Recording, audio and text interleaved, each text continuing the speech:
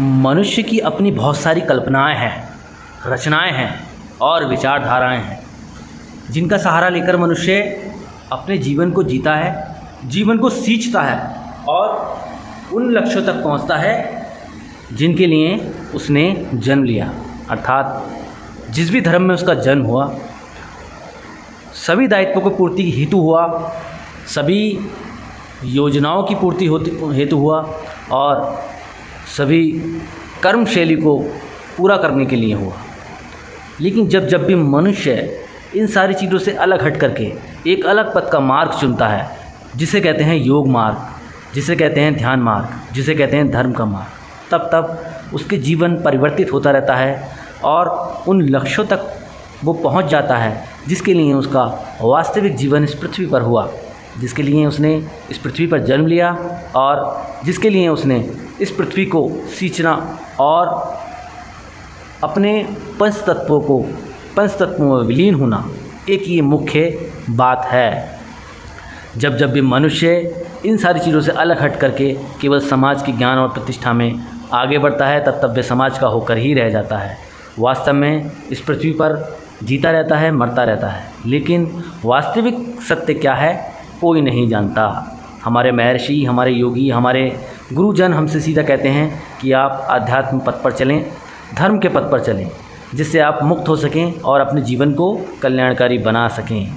इसी आधार पर हम उन्हीं लक्ष्यों को लेकर के चलते हैं, उन्हीं दायित्वों की पूर्ति के लिए चलते हैं और पूरे समर्पण के साथ चलते हैं। ये एक मुख्य बात है। लेकिन इन सभी चीज़ों में जो मनुष्य का जीवन है वो अपने आप में अद्भुत है, शक्तिशाली है, सामर्थ्यवान है और विचार करने वाला है। जब जब भी मनुष्य ने अलग अलग प्रकार से अपने योग संसाधनों को चुनाव करके उनमें क्रियाएं की, तब तब वे चमत्कारी बना और बहुत सी रिद्धि सिद्धियों को प्राप्त करने वाला बना। आप तमाम सारे महर्षियों को, योगियों को और तांत्रिकों को, तमाम सारे चमत्कारी महापुरुषों को देख सकते हैं। कहीं ना कहीं उनके जीवन में साधना का और धर्म का मूल स्थान है, जिसके आधार पर उन्हें अविकसित शक्तियाँ प्राप्त हुईं और उन्हीं शक्तियों के आधार पर उन्होंने अपना जीवन तो कल्याणकारी बनाया, साथ में दूसरे मनुष्य का जीवन को कल्याणकारी बनाने के लिए वे लगे हुए हैं, तत्पर हैं और धर्मपरायणता के आधार पर कार्य कर रहे हैं। लेकिन यहाँ पर हम बात कर रहे हैं साधकों की, आपकी और मेरी। यहाँ बात हो रही है एक साधारण मनुष्य की, यहाँ बात हो रही है एक ऐसे मनुष्य की जो अध्यात्म के विषय में कुछ नहीं जानता, जो मुद्राओं के और योग के विषय में कुछ नहीं जानता। यहाँ उन मनुष्यों की बात हो रही है, उन मनुष्यों की चर्चा हो रही है। तो उनके लिए वास्तव में कौन सा ऐसा मार्ग है जिसके सहारे से वे उस आध्यात्मिक उन्नति तक वे पहुँच सकते हैं जिसके लिए उन्होंने जन्म लिया, जिसके लिए उन्होंने अपने जन्म को इस पृथ्वी पर आने के लिए सहारा दिया। हमारी प्राणवायु, हमारे पंच रत्न जिनको हम पंच तत्व कहते हैं, और हमारे चक्र, हमारी नाड़ियाँ हमसे बहुत कुछ कहती हैं, हमारे लिए वो बहुत कुछ करती हैं, लेकिन हम उनके लिए कुछ नहीं करते। इसका मुख्य कारण ये है क्योंकि हम उनके विषय में कोई जानकारी नहीं रखते। अगर हमें उनके विषय में जानकारी हो गई, उनकी कर्मशैली और कार्यशैली के विषय में जानकारी हो गई, तब हम उनको जानना सीख जाएंगे। जब जब भी हम उनको जानेंगे, तब तब हमारे अंदर अविकसित क्षमताएं जन्म लेंगी, जो हमारे सामर्थ्य और हमारे जीवन को कल्याणकारी बना करके ऐसा बना देंगी जिसके विषय में हमें जानकारी है ही नहीं। हम जब उस छोर तक पहुंचेंगे तो वास्तव में वो एक अपने आप में अद्भुत और अलौकिक क्षमताओं का केंद्र बनेगा। मनुष्य की अपनी बहुत सी धारणाएं होती हैं, मनुष्य के अपने बहुत से विचार होते हैं, मनुष्य के अपने बहुत से दायित्व होते हैं, जिनकी पूर्ति करते करते वे उस अपने आप को वो समय नहीं दे पाता जिसके लिए उसने वास्तव में कर्म करने का आधार बनाया।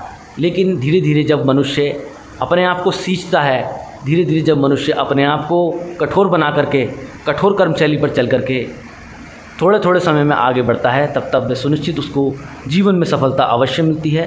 यही अध्यात्म की मूल क्रांति है, जिसके आधार पर जो मनुष्य जैसा करना चाहे वैसा वो प्राप्त कर सकता है। इसमें कोई दो राय वाली बात नहीं है। हम बहुत सी कल्पनाओं को अपना आधार बनाते हैं, बहुत से लोगों की प्रेरणा लेकर के अपने जीवन को चलाते हैं, लेकिन प्रेरणा लेना स्वाभाविक है, अपने जीवन को आदर्शवान बनाना भी स्वाभाविक है। यह आपका दायित्व है, आपका कर्म है, ये तो आपको करना ही पड़ेगा। लेकिन साथ में आपको आध्यात्मिक जीवन जीने के लिए धर्मपरायण होने की आवश्यकता है। जब तक आप धर्मपरायण नहीं होंगे तब तक आप अध्यात्म में चाहे कितनी भी कोशिश क्यों ना कर लें, कितनी भी साधना क्यों ना कर लें, आप सफल नहीं हो सकते। सफलता के लिए आपको धर्मपरायण होने की अत्यंत आवश्यकता है, जिसके सहारा लेकर के आप सत्य और असत्य में भेद कर पाएंगे। आप अपने शरीर को लेकर के और दूसरे के शरीर को लेकर के कोई भेद ना कर पाएंगे। जब तक आपके अपने अंदर भेद है और आपके दूसरे शरीर में भेद है, दूसरे मनुष्य के शरीर में भेद है, आप में और दूसरे मनुष्य में अंतर है, तब तक आप साधना के सहारा ना लेकर के आप केवल साधारण मनुष्य की तुलना ज़्यादा बेहतर समझेंगे। लेकिन जब आप धर्मपरायण बनेंगे तब आप अपने साथ साथ दूसरों की कमियों को जान जाएंगे, दूसरों के दुख और सिद्धांतों को जान जाएंगे, बहुत सारी चीज़ों को आप जान जाएंगे जिसके विषय में आप इस पृथ्वी पर आए। तो साधारण साधना हेतु मैं साधकों को कुछ विशेष ऐसी चीज़ बताने वाला हूँ जो साधारण तौर पर सिंपल है, साधारण है करने के लिए, लेकिन सफलता बहुत ज़्यादा है। कर्म थोड़ा है, सफलता ज़्यादा है। अर्थात हम धर्मपरायण बनते हैं तो धर्मपरायण बनने के लिए हमें उसमें अपने शरीर को सहारा देना होता है, अपने शरीर को समय देना होता है, अपने शरीर को समय दे करके अपने शरीर को सींचना होता है। तो आपको एक विशेष मुद्रा बताने जा रहा हूँ, जिसके लिए आप इस धर्मपरायणता को अपने जीवन में आत्मसात करेंगे। तो देखिएगा, करना आपको कुछ इस तरीके से है कि अपने आकाश की उंगली को ऊपर की ओर उठा लेना है, अपने आकाश की उंगली को ऊपर की ओर उठा लेना है और कुछ इस तरीके से करना है। जितना ज़्यादा मिल सकता है आपका मिला लीजिएगा यहाँ से, ठीक है। ये यहाँ से जितना मिल जाए उतना अच्छा है। इस तरीके से आप इसको मिला लें। मिलाने के बाद में आपको यहाँ बस इस तरीके से बैठ जाना है, सिद्धासन लगा करके।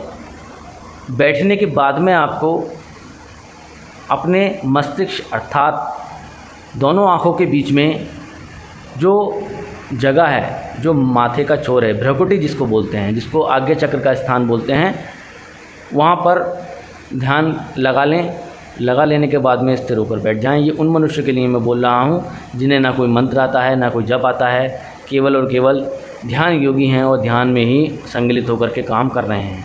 इस मुद्रा को लगाने के बाद में आपको आज्ञा चक्र का ध्यान कर लेना है। आज्ञा चक्र का ध्यान करने के लिए आपको दोनों नेत्रों के बीच का जो स्थान है, वहाँ पर बंद आँखों में अपने दोनों नेत्रों की दृष्टि लगा लेनी है। कल्पना में कुछ नहीं देखना है आपको। दृष्टि लगा लेने के बाद में आपको जो तालुआ होता है, जो लटका हुआ तालुआ होता है, आपने देखा होगा जब आप मुंह खोलते हैं तो हलक के अंदर एक तालुआ होता है लटका हुआ, जिसको हम तालू बोलते हैं। आप अपनी भाषा में पता न क्या बोलते हो, खैर, लेकिन हम अपनी भाषा में उसको तालू बोलते हैं, लटका होता है। बस बंद आँखों में उसी तालू का आपको ध्यान कर लेना है। जब आप उस तालू का ध्यान करेंगे तो आपका ध्यान अपने आप ही आज्ञा चक्र में पहुंच जाएगा और ब्रह्मरंध्र में भी पहुंच जाएगा। श्वास प्रश्वास की गति को धीरे धीरे करते रहिए, जैसा कि आप करते हैं पिछली वीडियोस में जो मैंने बताया आपको। रेचक पूरा किस तरीके से करना है, लंबे लंबे करने हैं, साधारण तौर पर करना है और कुछ इस तरीके से बैठ जाना है। तीनों उंगलियां खुली रहें, अलग अलग रहें, एक ना रहें, मिली ना हो, अलग अलग हो। सिंपली तौर पर बैठ जाना है आसन लगा करके और इस प्रक्रिया को करना है। 24 मिनट की ये क्रिया है। 24 मिनट इस मुद्रा को करने के बाद में आपको ध्यान करना है, या इस मुद्रा को लगाने के साथ ही आप ध्यान कर सकते हैं। जब आप ध्यान करेंगे तो आपका ध्यान आज्ञा चक्र में पहुंचेगा। बहुत सारे महर्षियों से आपकी भेंट भी हो सकती है, बहुत सारे तपस्वियों से आपकी चर्चा भी हो सकती है, बहुत से तपस्वियों का आपको दर्शन भी हो सकते हैं। इसमें कोई बड़ी बात नहीं है, भारी बात नहीं, आपको ये सारी चीज़ें प्राप्त हो सकती हैं अगर आप पूरी निष्ठा के साथ में मेरे साथ में लगे रहें। इतनी सारी लंबी वीडियो मैं आपको यूँ बताने वाला होता हूँ क्योंकि मैं ये समझता हूँ कि अगर आप मेरी प्रत्येक बात का ठीक तरीके से समझ लेंगे तो आपको कोई भी दिक्कत परेशानी आगे नहीं आने वाली होगी। साथ में बहुत सी चीज़ें ऐसी होती हैं जो मैं साझा नहीं कर पाता हूँ, क्योंकि वीडियो की कुछ प्राइवेसीज़ होती हैं जिसके सहारे से हम बहुत सारे नियमों को नहीं तोड़ सकते। कुछ नियमों को तोड़ना स्वाभाविक है, लेकिन सभी नियमों को तोड़ना आधारहीन है, क्योंकि ये नियम ही ऐसे होते हैं जो हमें खड़ा रखने में सहायता प्रदान करते हैं। अर्थात ये नियम अगर टूट जाएं तो साधना अपने आप ही टूट जाएगी। तो कुछ इस तरीके से आपको आकाश की मुद्रा लगा लेनी है। ये आकाश की मुद्रा लगाने के बाद में आपको कुछ इस तरीके से कर लेना है। ध्यान मग्न होकर बैठ जाएं। अगर आपको कोई भी जप करना है तो जप भी कर सकते हैं आप, इसमें कोई दिक्कत वाली बात नहीं है। जप इसमें आप कर सकते हैं, कोई भी जप आप इसमें कर लीजिएगा। और मुद्रा करने के बाद में आपको ध्यान करना है। ध्यान मुद्रा के साथ में या ध्यान कर लीजिएगा, वो ज़्यादा बेहतर है। ये मुद्रा आपकी बहुत सारी चीज़ों को, बहुत सारे रोगों को काट देगी। आपके शरीर की तमाम सारी बीमारियों को ये नष्ट करती है। आपका तंत्रिका तंत्र मजबूत हो जाता है। लीवर की दिक्कत आपको नहीं होने की है, पेट की समस्याएं आपको नहीं होने की हैं। आपके अंदर एक अलग प्रकार की ऊर्जा ओतप्रोत होगी। आपके शरीर के अंदर आपके तत्व सक्रिय होंगे, आपका शरीर हल्का हो जाएगा और आपकी जो दैनिक जीवन में जितनी भी क्रियाएं हो रही हैं वो सफलतापूर्वक ठीक तरीके से होने लगेंगी। साथ में ये मुद्रा का जो सामाजिक परिणाम है वो ये है, सामाजिक फल, कि आपको सुख, समृद्धि, कांति, शांति और वैभव की प्राप्ति कराएगी। आध्यात्मिक परिणाम इसका ये है कि आपके शरीर के तत्वों को, चक्रों को और प्राणों को सक्रिय करके ऊर्ध्वगामी होकर के ऊपर की ओर उठाएगी। आपके मन को शांत रखेगी। आप क्रोध पर नियंत्रण होने वाले हो जाएंगे और आकाश के समान विस्तार वाले बन जाएंगे। आपका ज्ञान का विस्तार लंबा होगा। जगह जगह आपकी उपलब्धि और प्रसिद्धि बनी रहेगी। दूसरे मनुष्यों में आपका प्रभाव और आपका वर्चस्व बना रहेगा, जिसके चलते आपके जीवन में तमाम सारी चीज़ें में बदलाव आएगा। 24 मिनट की ये साधना है। 12 दिन तक करने से आपको निश्चित तौर पर इसमें सफलता हासिल होनी है। एक ही समय पर 24 मिनट तक कीजिएगा, सुनिश्चित आपको इसमें सफलता मिलेगी। और जो भी आपको अनुभव हो मुझे कमेंट्स में अवश्य बताएं, क्योंकि अनुभव ही हमें मार्गदर्शित करते हैं आगे आने वाले जीवन को सुचारू रूप से चलाने के लिए। हमारी आने वाली पीढ़ियाँ इन्हीं अनुभवों को साझा करके आगे बढ़ेंगी और कर्म के लिए क्रियाएँ और धर्मपरायणता को अपनाएंगी, उसका चुनाव करेंगी। तो मिलते हैं अगली वीडियो में एक नई मुद्रा के साथ में, एक नए अनुभव के साथ में। तब तक आप ये बाह्य आकाश मुद्रा इसको बोलते हैं, बाह्य आकाश मुद्रा कीजिएगा। सुनिश्चित आपको इसमें सफलता मिलनी है, इसमें कोई दोहराए वाली बात नहीं है। ज्ञान आपके अंदर इतना विकसित हो जाएगा कि आप स्वयं सोचेंगे कि वास्तव में आपके अंदर जो क्षमताएँ हैं वो बढ़ने लगें। आपके अंदर आकस्मिक क्षमताएँ इतनी बढ़ जाएंगी कि आप स्वयं विचार करेंगे कि वास्तव में यार पहले जैसा था वैसा मैं अब नहीं परिवर्तित हो गया। तो मिलते हैं अगली वीडियो में एक नई मुद्रा के साथ में। तब तक के लिए जय महाकाल।